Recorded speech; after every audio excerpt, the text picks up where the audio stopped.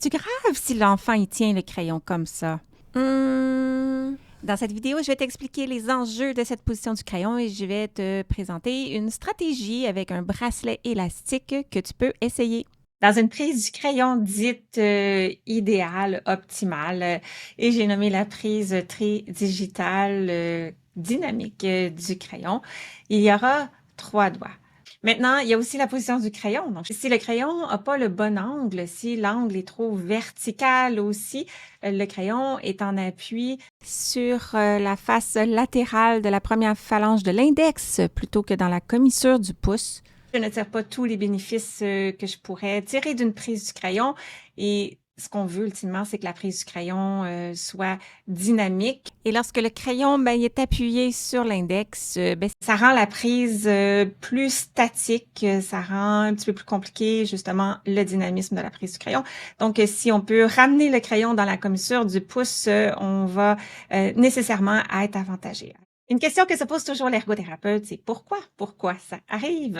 Et la plupart du temps, la réponse à cette question-là, c'est que la commissure du pouce manque de tonus, manque d'équilibre musculaire de part et d'autre, de sorte que c'est instable, c'est trop d'effort et finalement, le crayon, il est déplacé vers le côté de l'index pour chercher sa stabilité à cet endroit-là parce qu'il n'y en a pas suffisamment dans la commissure du pouce.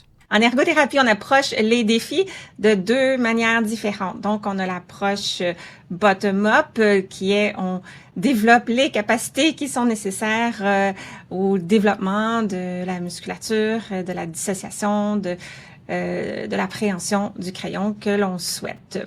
Et il y a l'approche top-down, donc on va directement au fonctionnement, à l'occupation. Et dans ce cas-ci, c'est comment on pourrait ramener le crayon dans la commissure du pouce avec un truc, une stratégie, un équipement. Alors, ce qu'on pourrait essayer, c'est un élastique, tout simplement, un élastique accroché autour du poignet. Et on va prendre un petit bout d'élastique, faire un petit demi-tour et venir l'accrocher sur le bout du crayon. Et voilà, le crayon a retrouvé sa place dans la commissure du pouce. Et la partie la plus compliquée, c'est l'installation de l'élastique. Sinon, l'élastique peut rester facilement sur le poignet toute la journée. L'enfant l'installe quand il écrit, le désinstalle quand il n'écrit pas. Maintenant, pour que ça fonctionne, il faut vraiment tester différentes résistances d'élastique parce que si l'élastique est trop serré, ça va limiter les mouvements du crayon. S'il est trop lousse, ça va rien faire. Alors, voilà. On peut utiliser un élastique à cheveux, un élastique en caoutchouc. Il existe aussi commercialement des petits objets du même type qui vont avoir la même fonction. Alors voilà, voici une autre petite vidéo sur le sujet de la prise du crayon qui pourrait peut-être t'intéresser. Bye!